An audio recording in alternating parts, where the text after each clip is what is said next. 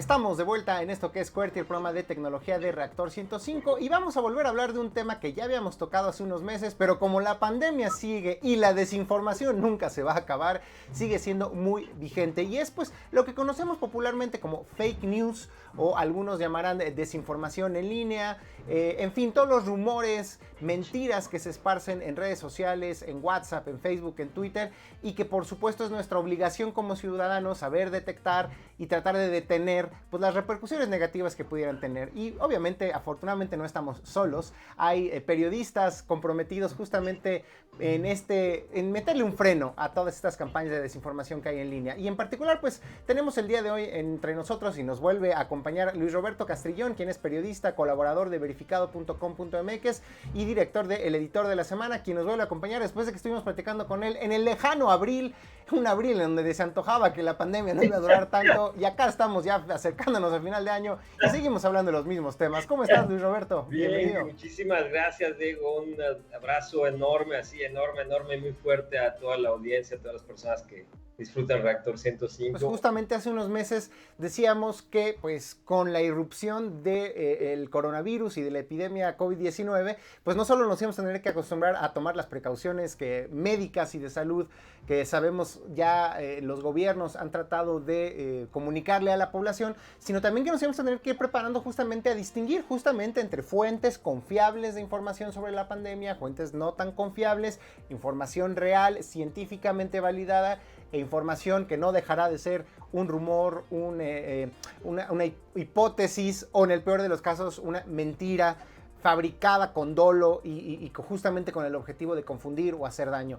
Pero un poco en esas estábamos cuando pues justo nos empezabas a compartir pues los esfuerzos que muchas organizaciones de la sociedad civil y en particular grupos de periodistas estaban realizando para tratar de preparar a la población y capacitarnos a todos para saber detectar lo que se nos venía encima. Entonces, pues la primera pregunta es, bueno, ya pasaron varios meses, ¿cuál es tu diagnóstico de lo que ha sucedido en México y en general en todo el mundo en relación con las noticias falsas y la pandemia? ¿Qué tanto efectivamente se disparó la cantidad de información? Quiero imaginarme que a lo mejor al principio sí y ya luego bajó la cosa, o al contrario, parece que estamos como en una constante de producción de desinformación. ¿Cómo reaccionaron gobiernos? ¿Cómo reaccionaron las empresas? En fin, un panorama general de dónde estamos en lo que respecta a la pandemia y la desinformación interna. Yo pondría, te digo, en lo que me ha alcanzado a revisar, en el caso de México, pondría quizá el parámetro, bueno, incluso podría alcanzar a poner a América Latina y parte de España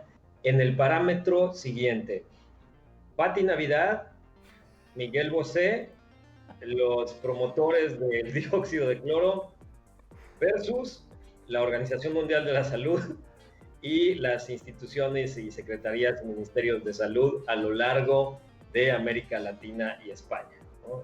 Este sería, ¿no? Y ahí en medio, o sea, un poco mediando entre las instituciones de salud, Pati, Miguel y la gente del dióxido de cloro, pondría a todas las instituciones académicas y todos los centros de investigación que han generado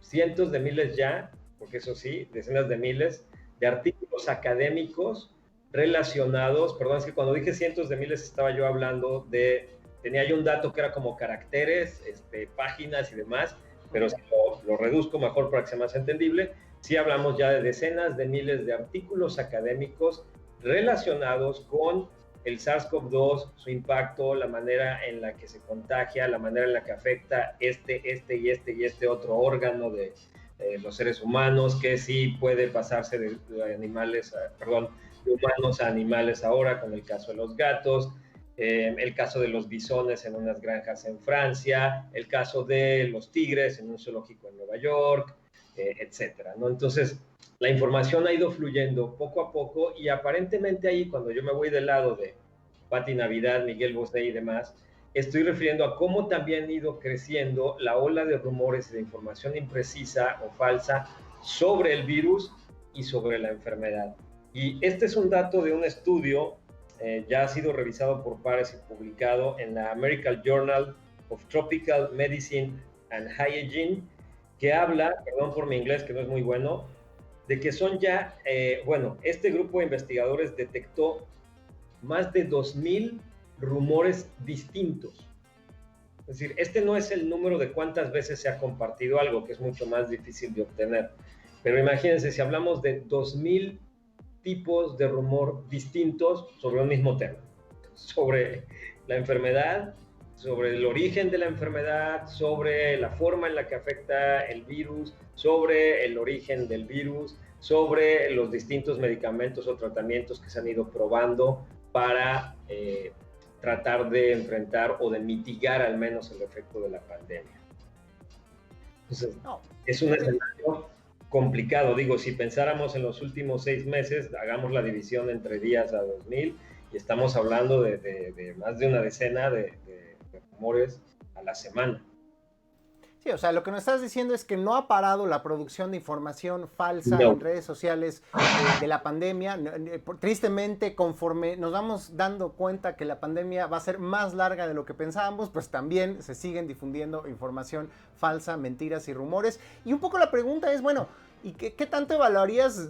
A lo mejor es una pregunta que no tenemos datos duros para responder, pero de tus sensaciones, ¿qué tanto podemos detectar un dolo, campañas de lo que se conoce como teorías de la conspiración elaboradas que parecieran tener detrás sí un objetivo muy específico, causar pánico, causar desestabilización, afectar a líderes políticos, qué sé yo, y que el otro, pues también la verdad, pues la ignorancia de ciertas personas, cantantes y actrices famosas que tienen, pues nos guste o no, plataformas muy populares en redes sociales y que las utilizan para decir lo primero que se les viene a la mente, pero que a lo mejor no necesariamente podemos hacer las partes de una gran conspiración, sino simplemente son seres humanos que dicen tonterías.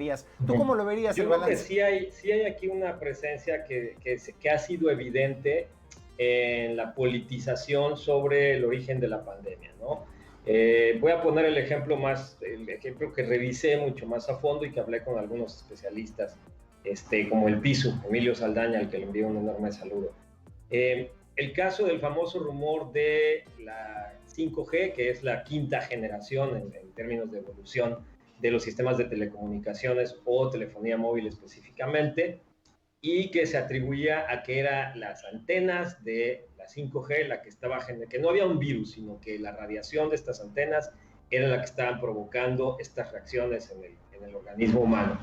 Y aquí detrás de esto hay llamémosle un pleito de mercado. Sí, en términos coloquiales hay un pleito de mercado entre China y Estados Unidos. Ahora, ¿cuáles son los elementos reales? Y a partir de esos es que se crean precisamente todas estas hipótesis de conspiración y se propagan estas ideas para tratar de negar la existencia del virus. ¿Okay? ¿De dónde viene? De 2 elementos específicos. Número 1, en los últimos 5 años, China, como todos sabemos, ha desarrollado muchísima mayor investigación en todas las áreas, pero en el área de telecomunicaciones le puso todavía muchísimo más empeño en el último lustro. Y viendo justamente cómo venía esta evolución de los sistemas, sobre todo de telefonía celular y de conectividad de Internet. Estados Unidos, digamos, en términos coloquiales, se quedó un poquito más relajado. ¿Por qué? Porque tiene un amplio mercado a lo largo de América, la América Latina y parte de Europa, en donde distribuyen no solo equipos, o donde tiene sociedades, no solo, digamos, las empresas de telefonía y de Internet no solo tienen sociedades con quienes proveen el servicio, sino también con las empresas que distribuyen y que venden pues los dispositivos móviles diversos, ¿no? Entonces, digamos que, bueno, Estados Unidos, sus empresas se quedaron un poco en zona de confort, mientras las empresas chinas, que en realidad todas dependen, o la mayoría dependen del gobierno chino, como el caso de Huawei, por poner un ejemplo, se pusieron a trabajar. Y de pronto Estados Unidos se da cuenta que casi la mitad del mercado europeo ya lo tiene Huawei y lo tienen otras marcas chinas. Y que además China no solamente ha mejorado sus dispositivos y ampliado sus ventas, sino que está instalando antenas 5G por toda Europa bajo convenios con los distintos países, es decir, de manera legal, y que también lo había empezado a hacer en América Latina. Y entonces eso, digamos que genera los nervios y se empiezan a generar, por un lado, estos famosos rumores de que era la 5G y que eran, perdón, no la 5G, sino los chinos que habían soltado el virus. Y por otra parte, la respuesta que viene de ese lado no, es que es la 5G para tratar de detener la inversión de Estados Unidos y también detener un poco la inversión china. ¿Por qué? Porque esto beneficia a ciertos sectores dentro del mismo mercado de la telefonía móvil y de la conectividad en Internet para desplazar sus productos, en tanto viene este cambio ya de la 4G a la 5G, ¿no? Uh-huh. Y ahí tienes, bueno, cómo eso llega incluso hasta la evolución de decir, o sea, tenemos aquí un problema y tenemos que detener la instalación de estas antenas y tenemos que detener la venta de este tipo de aparatos porque nos van a enfermar. Ahora, ¿qué otro elemento es cierto? Que todavía se están encargando en Europa y en otras partes del mundo estudios para determinar la seguridad o la inocuidad, es decir, que no afecten la salud de las personas, el tipo de, digamos, el incremento en la frecuencia de la radiación que emiten las torres de 5G, que sigue siendo un tipo de radiación que está probada que no afecta al ser humano hasta un cierto nivel de frecuencia. Entonces se está probando si este nivel de frecuencia que maneja la 5G es todavía inocuo para el ser humano. Es decir, hay estudios, pero los que ya existen hasta ahora demuestran que no hay riesgo. Digamos, esto es como, tenemos que seguir probando, ¿no? Para estar completamente seguros. Y ese rumor se utilizó también. Digamos, más bien ese dato real se convierte en el rumor de que no hay estudios suficientes, entonces el riesgo está ahí presente. Ese puede ser un ejemplo. Ahora, tienes el caso de los ataques a Bill Gates, ¿no? Bill Gates tiene intereses en muchos países en términos no solo como desde el aspecto de Microsoft, sino también desde las fundaciones que tiene, la Fundación Bill and Melinda Gates, opera en distintos países donde a veces tiene que enfrentar a ciertos gobiernos o ciertas situaciones para poder operar, y bueno, pues desacreditarlo funciona bastante bien para frenar un poco su actividad, ¿no? Con este asunto de que, es que nos va a poner un chip, ¿no? Entonces ahí tienes el tipo de rumores, y aparte de estos rumores conspiranoicos, bueno, hay que revisar que algunos otros se fueron sumando. Vamos a pasar, por ejemplo, la gente que está en las corrientes terraplanistas ahora sumó el asunto de la 5G, sumó el asunto del microchip, y con eso refuerzan todavía más esta hipótesis de que hay un gran complot a nivel internacional, del cual acusan a veces a la comunidad judía, a veces solamente a un representante de la comunidad judía, que sería George Soros, o a los Rothschilds cuando hablan de las farmacéuticas, y de ahí me brinco, bueno, al caso del dióxido de cloro, o CDS o MMS por su nombre comercial, ¿no? Del cual se ha culpado a las empresas farmacéuticas de no querer, de no permitir que se hagan estudios para demostrar que sí funciona contra la enfermedad. O sea, lo que nos estás diciendo es que sí hay mano negra detrás de muchas campañas de mentiras y desinformación que vemos en redes sociales, que sí tienen como objetivo atacar a ciertos personajes, desprestigiar a ciertas causas, y no debe de sorprendernos que se vaya un poco develando esta realidad detrás de estas mentiras y la desinformación que corre en redes sociales. Te diría entonces, ¿cómo ves la reacción de las plataformas de Facebook, de Twitter? Por ahí en las mañanas hay un personaje que todos los días sale y dice, pues no están haciendo suficiente, en particular Twitter, para frenar las campañas de ataques o de odio, o que buscan, digamos, manipular la opinión pública en contra o a favor de un cierto personaje. ¿Tú dirías que en general han reaccionado bien las plataformas ahorita que vamos, espero yo, como a la mitad de la pandemia? Yo creo que todavía le ha faltado. Fíjate, a mí me gusta, sobre todo en el caso de Facebook, jugar un poco con una forma de representar a Facebook y a los medios sociodigitales, que era, si te acuerdas, la gente decía todavía hasta hace un año, es que es el gran hermano que nos vigila y nos monitorea, ¿no? O sea, aludiendo a la obra de Orwell. Y yo veo a Facebook más bien hoy día, no solo como el gran hermano, sino además como el gran editor. Es decir, la mayor parte de la información a la que tenemos acceso o la que buscamos, y ya no tanto buscar, sino que nos llega, la tomamos de lo que nos comparten en los medios sociodigitales, sea Facebook, sea WhatsApp, sea Twitter, Snapchat, TikTok, Instagram, cualquiera de las redes que cada uno de nosotros tengamos, ¿no? Ya no hacemos tanto este trabajo de explorar y entrar a la red, a las páginas de los medios o a las páginas de los centros académicos. O sea, no hacemos tanto eso, o casi no lo hacemos, o no lo hacemos de plano, sino que nos informamos a través de lo que nos van compartiendo nuestros contactos. Entonces, ¿quién es, digamos, el que de alguna manera depura toda esta información? Si pensamos en la red social que tiene más usuarios en el mundo, es Facebook. Y ahí es donde yo veo a Facebook como el gran editor. Es decir, ¿qué hace un editor en un medio periodístico? Es el que decide qué se publica y qué no, bajo distintas causales de carácter editorial. No estoy hablando de censuras por dinero, por chayotes o estas cosas, no, sino simplemente el decidir que esta nota es mejor que la publiquemos mañana y esta saquémosla ahorita y esta de plano pues, no tiene suficiente ni la publicamos, ¿no? Pero con todos los datos que le damos a Facebook, Facebook decide qué nos pasa, qué nos pone en nuestro feed y qué no. Entonces, de esa manera se convierte en el gran editor. Y en ese sentido creo que sí, así como le sorprendió a Facebook después del proceso electoral pasado en Estados Unidos y está metido otra vez en el mismo problema, tampoco ha podido frenar el asunto de la pandemia. Pues voy a ponerte un ejemplo. A mí, yo me pongo a hacer una serie de publicaciones sobre CDS o MMS y de pronto Facebook me bloquea. No nos queda claro si me bloquea por usar el término CDS o MMS o porque alguien se sintió aludido, denunció mi cuenta y me bloquearon, ¿ok? Y fueron varios días que no podía yo publicar en la fanpage. Entonces puede ser cualquiera de las dos razones, pero tiene que ver con la operación de Facebook. La ironía aquí es que luego yo encontraba en mi feed y cuando entraba a Google anuncios sobre CDS o MMS.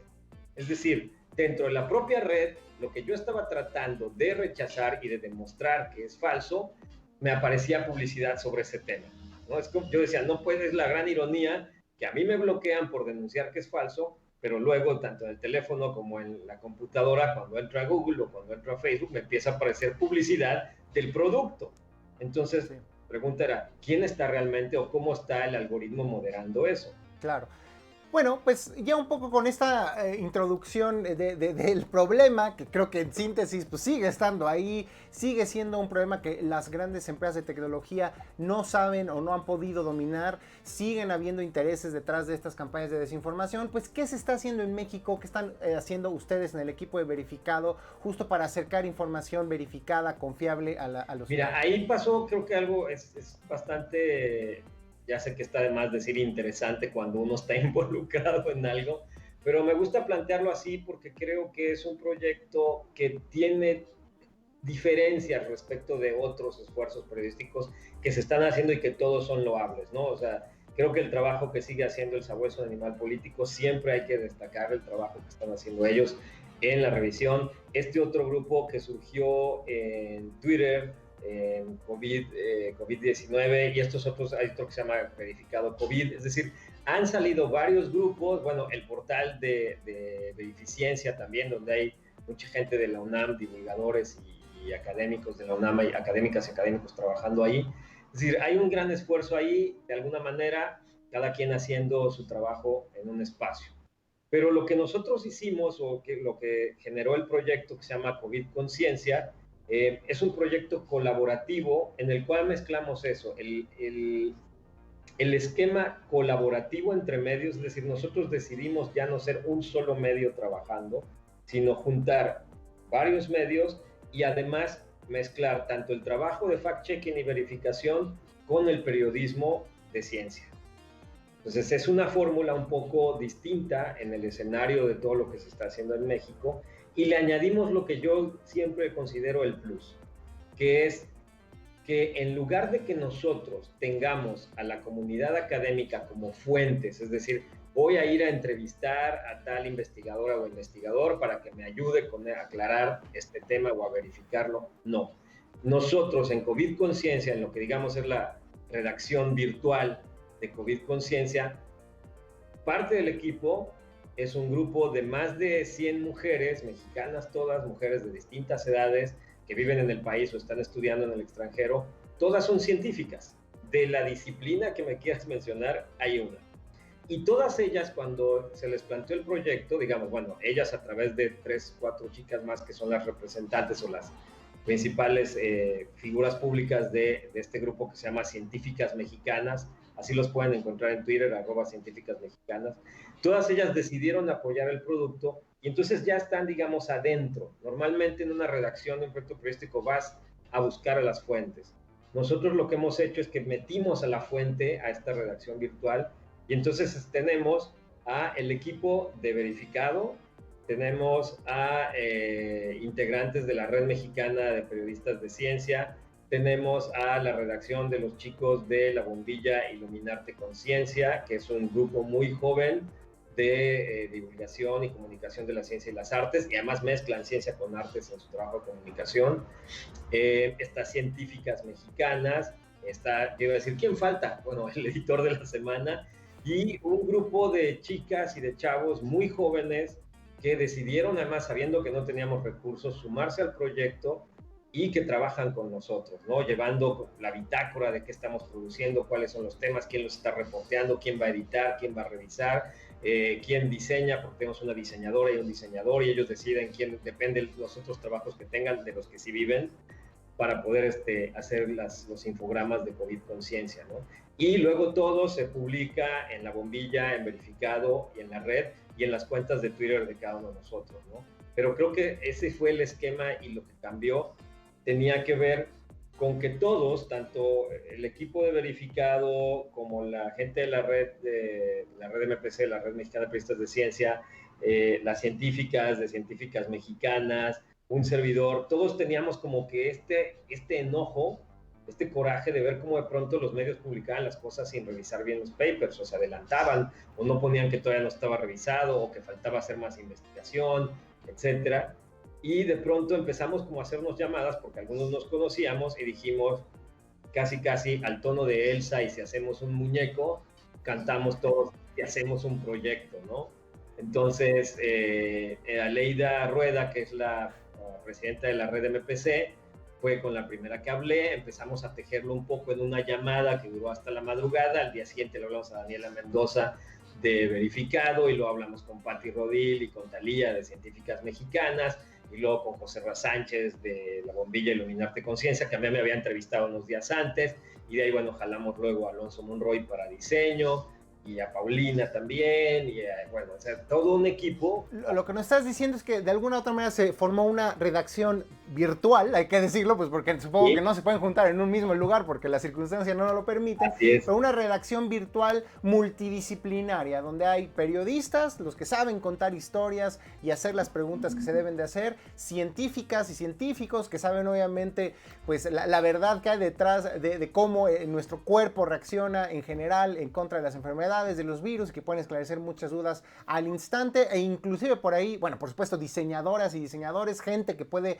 expresar lo que se desmiente y lo que se investiga a través de imágenes más fáciles de comprender, y hasta artistas, porque también ahí el tema, como digo, de la creatividad, de lo visual, de la multidisciplinaridad es fundamental para que la gente pueda absorber mejor lo que ustedes están presentando. Sí, es como dices, hay un equipo multidisciplinario en el que algunos nunca nos habíamos visto siquiera las caras frente a frente, otros, bueno, a Leida la conozco, a gente de la red, obviamente al equipo de Verificado, pero otros de pronto nos quedamos y nos preguntamos a veces, ¿y cuándo fue la primera vez que hablamos? ¿Quién fue el primero que dijo que hiciéramos esto? ¿Y cómo lo empezamos a tejer? Y tenemos como distintas versiones, o sea, si lo que estuviéramos haciendo fuera criminal, nos encerrarían a todos, porque a la hora de las declaraciones todos íbamos a declarar algo distinto, con la misma base, pero cada quien como su versión, ¿no?